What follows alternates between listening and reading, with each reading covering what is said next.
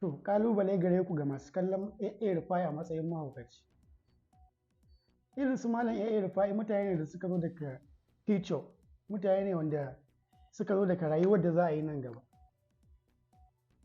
Kun san da cewa a irin kuɗaɗen da AA Rufai yake faɗan cewa akwai su a duniya, tabbas akwai su. Domin wani kes ya faru tsakanin Rasha da Google.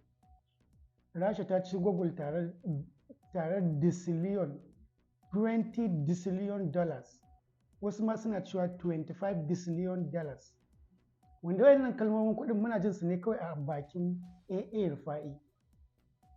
Muna jin wayannan kuɗaɗen ne kawai a bakin AA Rufai. To yau gashi Rasha ta ci tare Google 25 decillion, wanda a kiyasin masu hasashe na duniya sun tabbatar da cewa babu wannan kuɗin ma a duniya, gaba ɗaya kuɗaɗen duniya ba su kai haka ba. Kuɗaɗen duniya ba su kai haka ba da rarar wajen dala triliyon 100 da wani abu. To wannan wani irin kuɗi ne? Kenan duk maganganun da Malam AA Rufai yake faɗa da gaske ne?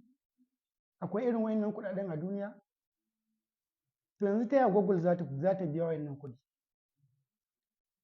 Da Allah ku gaya mana a comment section, ta yaya Google za ta iya biyan wayannan kuɗaɗe 25 decillion?